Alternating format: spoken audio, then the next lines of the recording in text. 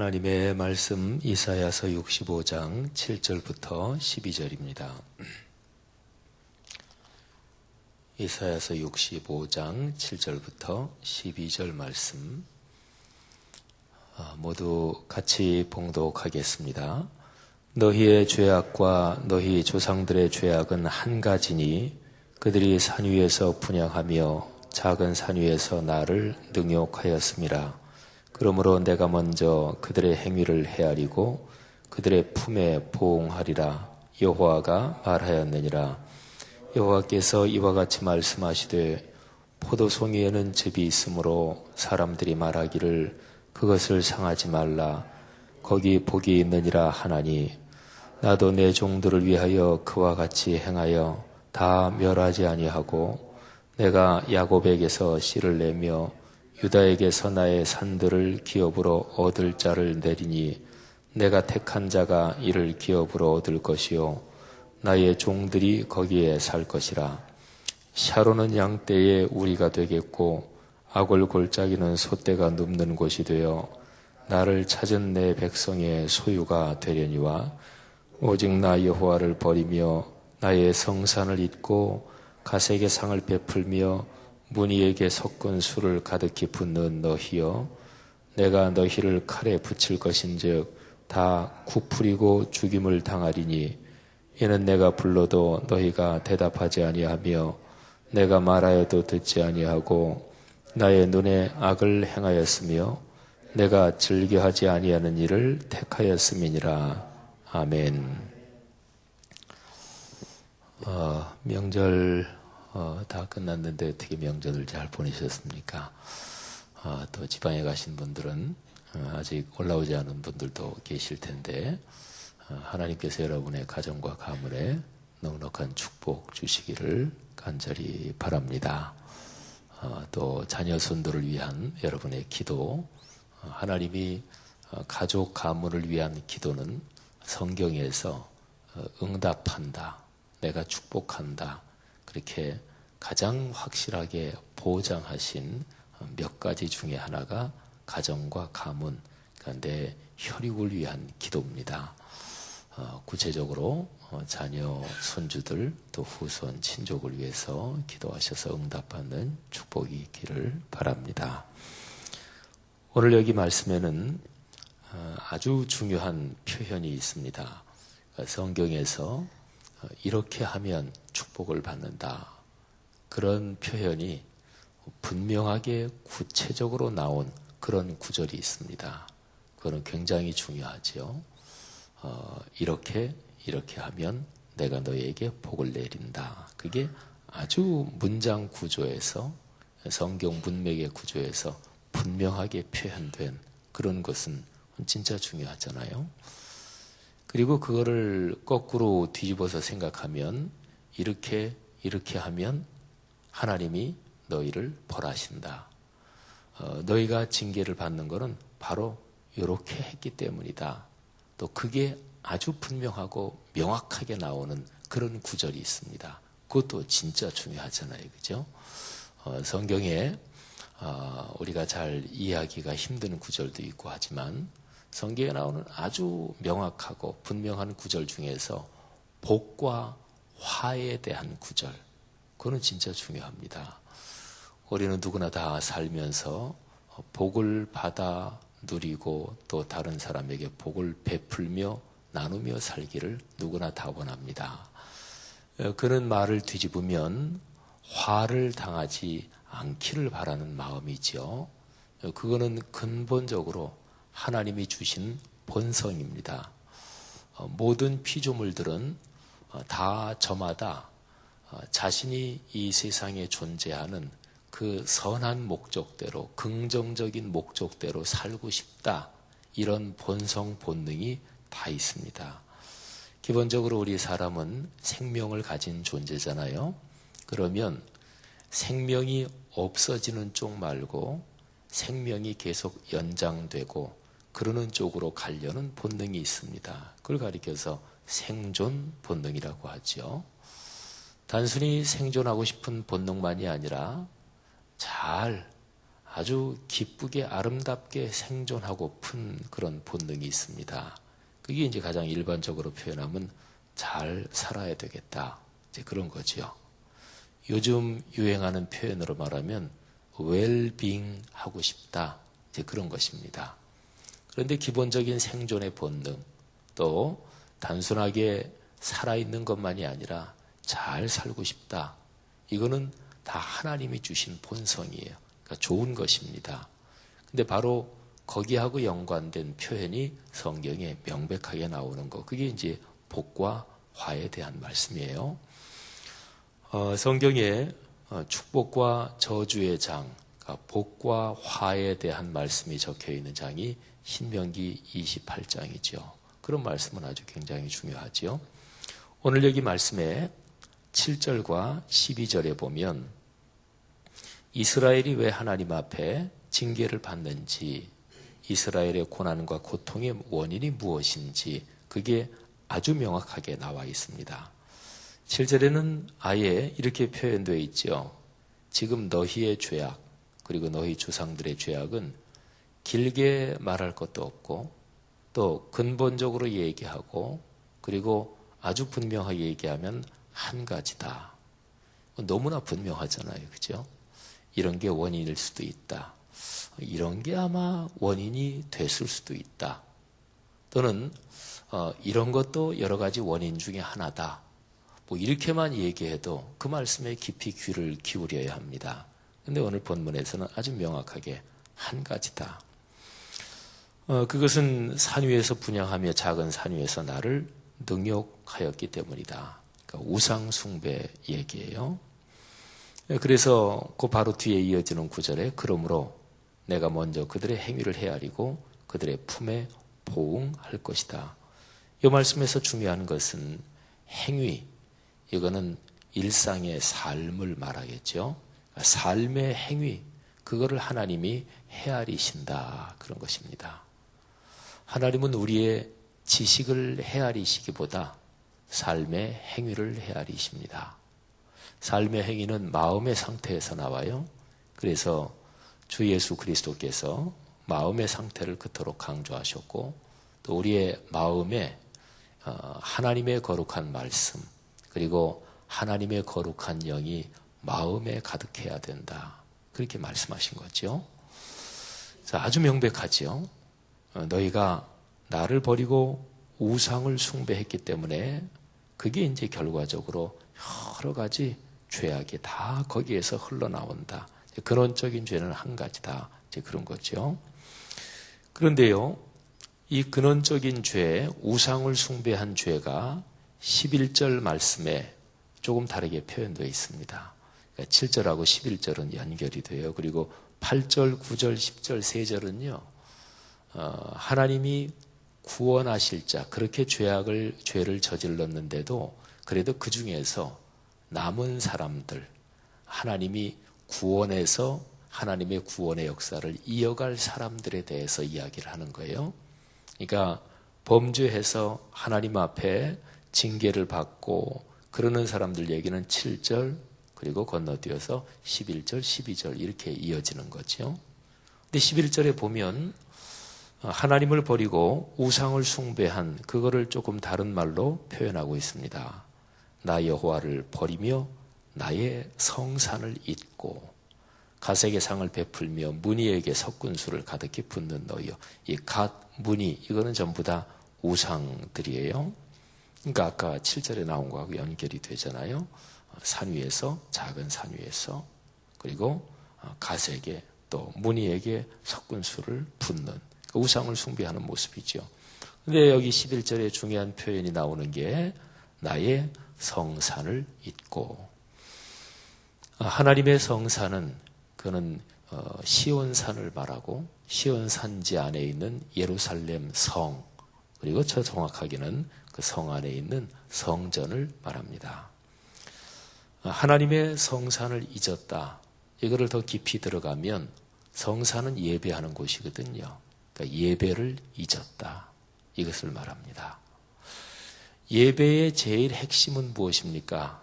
그거는 하나님의 거룩한 말씀에 귀를 기울이고 그리고 그 말씀대로 살기를 바라고 사모하면서 기도하면서 하나님의 손 붙잡고 삶의 길을 걸어가는 것이죠. 자, 그게 바로 이제 12절에 나옵니다. 12절에서 아주 중요한 표현이 있는데 앞에 내가 너희를 칼에 붙인다. 다 굽풀어지고 죽는다. 그리고 나서 나오는 표현이 이는, 요 이는이라는 표현이 중요합니다. 왜냐하면 그렇게 되는 까닭은 이런 표현이거든요. 그러니까 문장 구조에서 앞에 어떤 얘기를 하고 그리고서 뒤에 그 원인을 얘기하는 거예요. 너희는 다 죽는다. 너희는 다 칼에 죽을 것이다. 왜냐하면 너는 이러이러한 것 때문에 너희가 그렇게 되는 것이다 하고 명백하게 나오는 거예요. 자, 그 뒤에 말씀을 보세요. 내가 불러도 너희가 대답하지 않았다. 내가 말해도 너희가 듣지 않았다. 하나님의 말씀이라고 얘기할 때 기록된 말씀, 이게 우리에게 전달되는 방식, 그거는 기록된 말씀이 선포되는 거예요. 그거를 성경은 하나님이 부르신다. 하나님이 말씀하신다. 그런 식으로 수도 없이 표현하죠. 하나님은 어떻게 말씀하시나요? 하나님은 우리 삶에 여러 가지 모양, 여러 가지 방법으로 말씀하십니다. 히브리서 1장에서 그래서 그렇게 표현한 거예요. 옛날에 여러 가지 방법, 여러 가지 모양으로 우리에게 말씀하신 하나님이 이렇게 표현하죠. 근데 그래도 듣지 않아요. 그래서 이 마지막 날에 당신의 아들을 보내셔서 우리에게 말씀하셨다. 그게 히브리서 1장에 기록된 내용입니다. 그래서 성경 전체가 하나님의 아들이신 주 예수 그리스도에 대한 기록이요. 그리고 성경 전체의 중심은 주 예수 그리스도의 십자가 사건인 거죠. 어쨌든요, 오늘 여기 12절 말씀에 왜 너희가 그렇게 다 죽임을 당하고 망하는 고통을 받느냐? 까닭이 있다. 내가 불러도 너희가 대답하지 않고 내가 말해도 너희가 듣지 않는다. 그러니까 하나님의 말씀을 내가 마음을 열고 받아들이지 않는 것, 그것 때문에 그렇게 되는 거다. 명백하게 나오죠. 하나님의 말씀을 듣지 않고 그리고 이스라엘이 뭐를 했어요? 그 뒤에 나오는 표현을 보세요. 나의 눈에 악을 행하였으며, 여기 악을 행하였다. 7절 말씀에 그들의 행위를 헤아린다. 이거하고 같이 연결이 되죠. 하나님은 삶의 행위를 보십니다. 그 사람의 지식을 보기보다, 그 사람의 경험을 보기보다, 또 과거에 어떻게 잘 살았나, 과거에 어떻게 죄를 지었나, 그것도 고려하시지만 하나님이 제일 중심적으로 보시는 게 지금 어떻게 행하나, 지금 어떻게 사나, 바로 그것입니다. 과거에 제 아무리 죄를 범하였을지라도 지금 하나님 앞에 올바르게 살고 지금 하나님 앞에 헌신하면 하나님은 과거의 것을 심지어는 잊어버리신다. 이렇게까지 표현하셨어요. 저 유명한 이사야서 말씀, 오라 우리가 서로 변론하자. 너희 죄가 주홍같이 붉을지라도 진홍같이 붉을지라도 양털처럼 흰 눈처럼 희어질 것이다. 동이 서에서 먼 것처럼 너희 죄를 내가 옮겨버린다. 내가 기억하지도 않는다. 하나님은 전지전능하신 분인데 하나님이 기억을 못하실 리가 있어요? 그러니까 그 말씀에 담긴 뜻은 그거지요. 제 아무리 죄를 많이 지었어도 회개하고 지금 하나님 앞에 올바르게 행하고 지금 그렇게 의지적으로 인격적으로 결단하고 내 삶을 바꾸면 하나님이 축복해 주신다, 그런 거죠. 근데 여기 12절에 너희가 나의 눈앞에서 악을 행하였고 그리고 내가 즐겨하지 아니하는 일을 택하였다, 그런 거죠. 여기 12절 말씀에서 중요한 것이 무엇이냐면 너희가 그렇게 행했고 너희가 택하였다. 이거는 자기 의지적인 결단, 자기 선택이라는 것을 강조하는 거죠. 상황이 어쩔 수 없어서 그렇게 됐어요. 우리 사람은 내가 잘못하거나 내가 죄를 지을 때 핑계하는 게 늘 이제 상황이 그렇고 표현이 그렇죠. 피치 못할 상황이었다. 또는 어쩔 수 없이 그렇게 됐다. 누구라도 그 상황이었다면 그렇게 할 수밖에 없었을 것이다. 이게 이제 핑계할 때 보통 쓰는 말이고, 또 우리의 마음이 그런 상태가 보통 되죠. 근데 하나님은 선하신 분이시기 때문에 우리가 전혀 피하지 못할 정도로, 그리고 진짜로 나는 누구라도 그렇게 할 수밖에 없을 정도로 그런 상황에 내버려 두시지는 않습니다.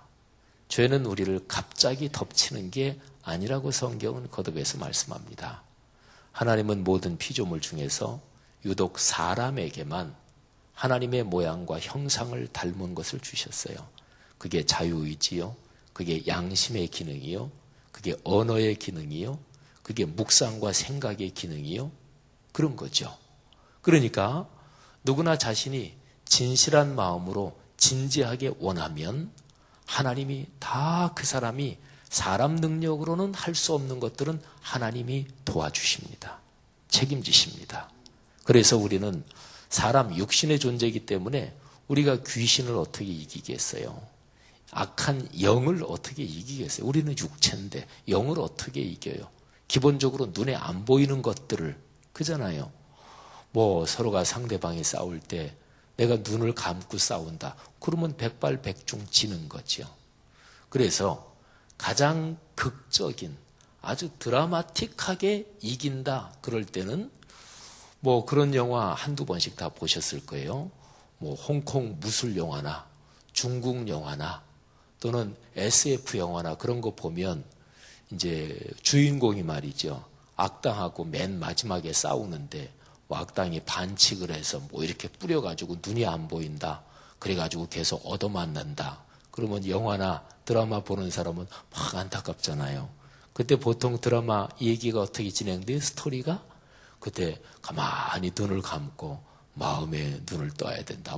되게 그러면서 눈을 감고도 이기잖아요. 그죠? 그게 제일 드라마틱한 거예요.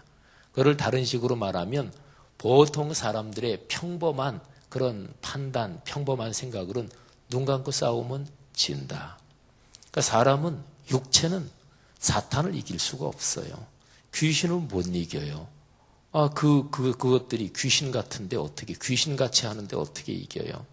근데 사람이 진실한 마음으로 하나님의 뜻대로 살기를 원하고 인격과 의지의 결단으로, 선하고 진실한 결단으로 하나님의 뜻대로 살기를 원하고 하나님께 도움을 구하는 기도를 하면 그런 부분은 하나님이 분명히 지켜주십니다.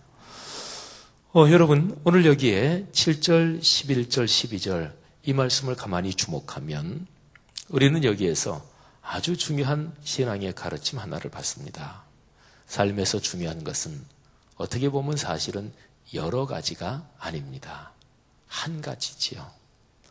한 가지를 확실하게 하면 나머지 것들은 다 자연스럽게 정리가 됩니다. 그러니까 제일 중요한 것 한 가지, 그거를 붙잡는 거예요. 제가 지금 말씀드리는 이거는요, 제가 이제 어제 이사야서 이 말씀을 가만히 묵상하면서 한 가지, 이 표현이 여기도 나오는구나. 근데 이 한 가지 이거는요, 교회 역사에서 무지무지하게 중요한 표현이에요. 신약 성경에 보면 마르다 마리아가 이제 그 집에 예수님이 가셨는데 언니가 마르다잖아요. 근데 마르다가 예수님 귀한 손님이 오셨으니까 식사 대접하느라고 막 부엌에서 분주히 돌아가는데 마리아는 예수님 말씀 듣느라고 예수님 발치에 착 달라붙어가지고 말씀만 듣고 있어요. 언니가 그게 미웠어요. 그래서 예수님한테 가서 주님, 제가 이렇게 준비할 게 많아서 바삐 돌아가는데 마리아 저를 도와주지도 않네요. 주님 좀 마리아 얘한테 좀 저 좀 도와주라고 얘기 좀 하세요. 그러니까 주님이 그때 그렇게 말씀하시죠. 내가 참 번거롭구나. 그런데 몇 가지만 음식 준비해도 괜찮아. 아니면 그냥 한 가지만이라도 괜찮다.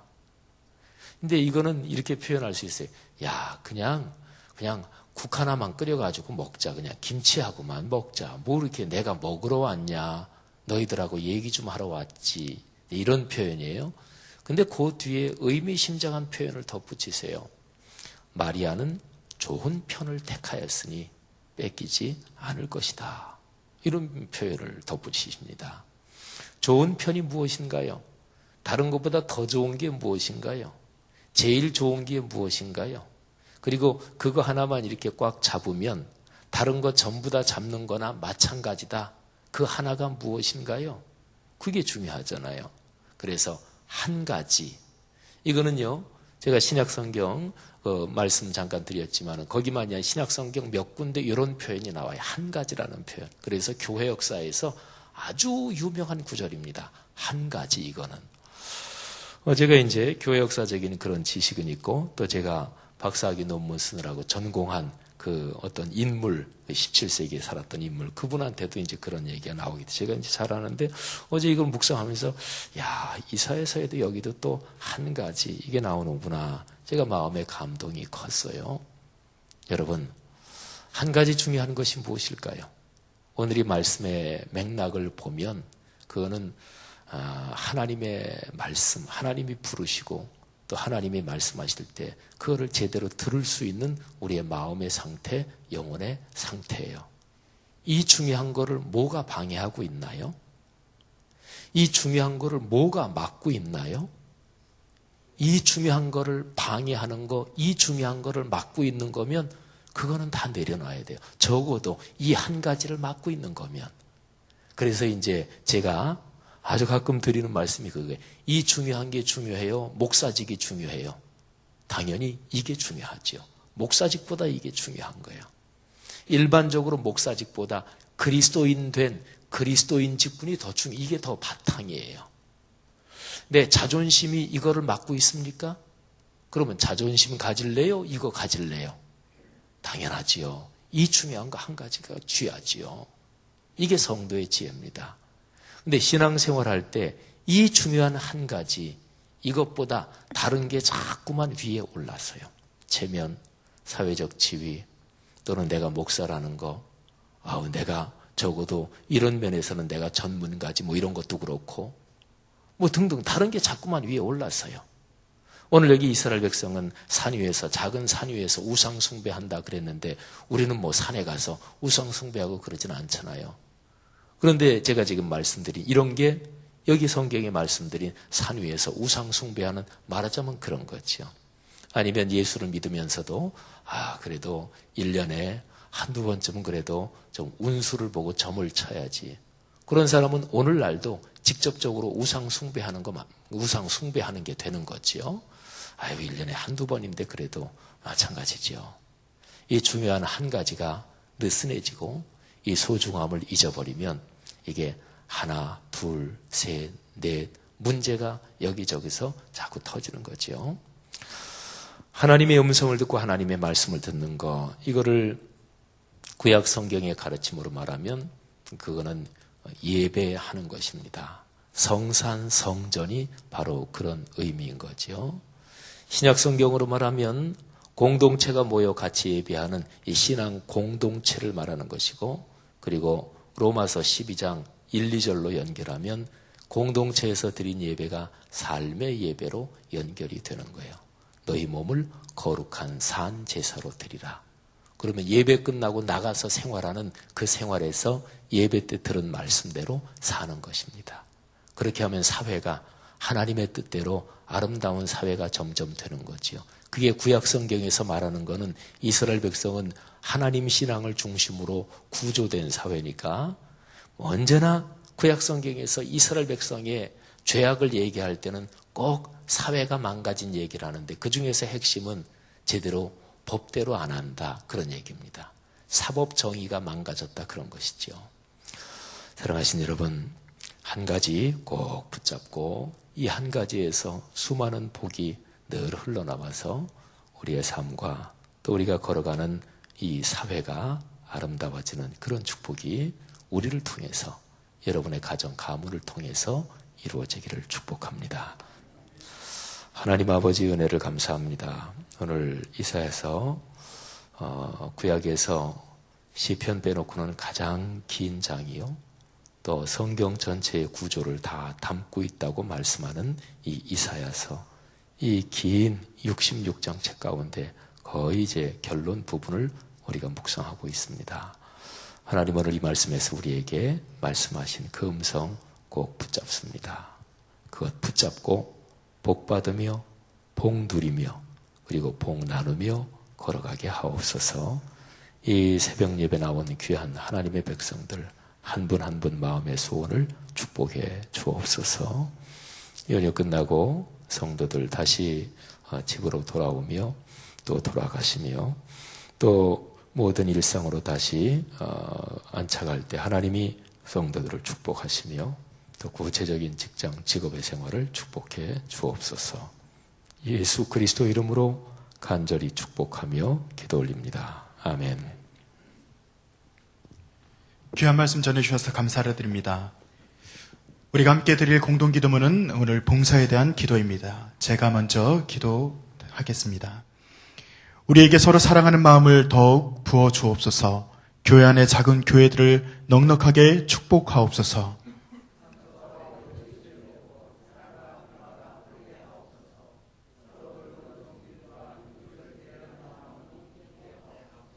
사회의 약자를 끌어안는 신앙적 어머니 공동체, 소외된 계층을 돌아보는 사회적 희망의 공동체, 올바른 가치를 살아내는 정의적 공의의 공동체이게 하옵소서. 우리 교회가 여기 있어 지역사회와 시대가 복되게 하옵소서. 아멘. 함께 주기도문 하시겠습니다. 하늘에 계신 우리 아버지, 아버지의 이름을 거룩하게 하시며 아버지의 나라가 오게 하시며 아버지의 뜻이 하늘에서와 같이 땅에서도 이루어지게 하소서. 오늘 우리에게 일용할 양식을 주시고 우리가 우리에게 잘못한 사람을 용서하여 준 것 같이 우리 죄를 용서하여 주시고 우리를 시험에 빠지지 않게 하시고 악에서 구하소서. 나라와 권능과 영광이 영원히 아버지의 것입니다. 아멘. 이 시간 다음과 같은 기도의 제목으로 기도합니다. 지금 들은 말씀이 내 삶으로 이어지게 하옵소서. 전도 대상자마다 주님을 영접하는 은혜가 있게 하소서. 말씀 삶 운동 온 세계 선교를 축복하셔서 하나님의 나라가 확장될 수 있도록 인도하여 주시옵소서. 주일 말씀을 준비하시는 담임 목사님을 축복하시고 은혜 받을 수 있도록 인도하여 주시옵소서. 물질과 건강의 문제로 고통당하는 이웃들에게 위로와 회복의 역사가 나타나게 하소서. 우리가 이 기도 제목과 각자의 기도 제목을 따라 기도하시다가 자유롭게 돌아가시기 바랍니다. 함께 기도하시겠습니다. 하나님, 오늘 말씀 가운데 우리가 한 가지를 원합니다. 아버지 하나님, 이 한 가지 제목을 해주시고 이 제목을 나아가 이 말씀을 살아가는 아버지 하나님, 우리 인생이 하나님 아버지 안에서 질서를 아버지 하나님 원하는 것이고 해결되는 역사가 나타나는 줄 믿습니다. 아버지 하나님, 말씀이 온전히 있으면 그 한 가지가 무슨 주옵소서. 온전한 예배자로 설 수 있도록 주님 축복하여 주옵소서. 아버지 하나님, 주님께서 우리에서 드시고 도우시고 하실 줄 믿습니다. 아버지 하나님, 죄가 없는 것이 아니라 예배자로 되리라 할 수 있는